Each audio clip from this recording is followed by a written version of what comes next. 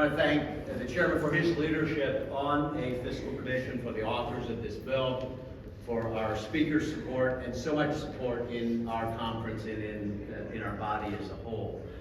I come from an approach, having served in Pennsylvania on a very successful commission dealing with a difficult topic, bipartisan, bicameral, included the administration.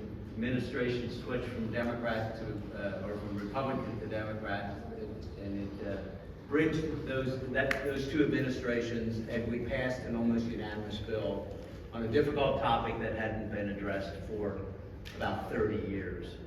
And two reasons why I think a commission is critical right now. Number one, I think that America faces a difficult period ahead and perhaps an existential threat to our future as a country. There are plenty of examples throughout history, many examples throughout history, of countries and empires that at one time dominated the world that declined or collapsed. Sometimes it's sudden, sometimes it's over a period of time. And often it's due to poor fiscal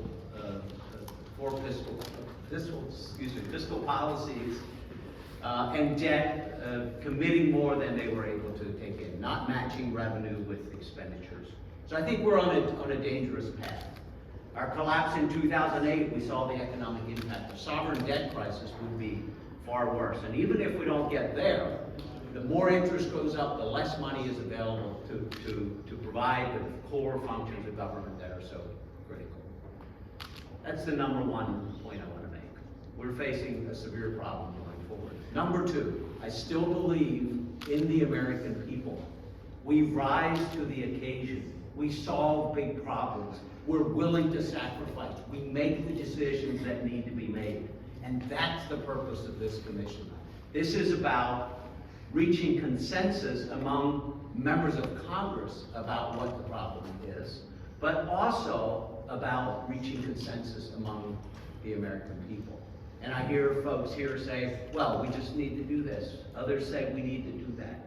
We've been talking about specific solutions for years. And in the meantime, we've reached $34 trillion in debt, projected to be double debt projected to be double the economy in about 30 years. It's not sustainable. This is the vehicle that can get the conversation going, that can build the consensus, that can lay the problem out to the American people, and then that can bring solutions to Congress. So I'm very excited. I think this is very critical what we're doing today. I hope to see a strong support in Congress. We hope it's passed in the Senate as well, supported by the administration. It's critical that we do that. Debt to GDP, and I want to thank the chairman for including Representative Gold's bill in mine that would just very simple. It just highlights that debt to GDP measure, which tells us a little more than just talking about $34 trillion in debt. It compares that to economy. You can compare historically that way. You compare to other countries. And our bill just simply requires the president's budget to highlight, to emphasize debt to GDP and congressional budgets as well. I just think it's important that we start talking about this in the same language. So I, again, appreciate the chairman including it in the markup today, and appreciate the support from members of the budget committee as well. Thank you.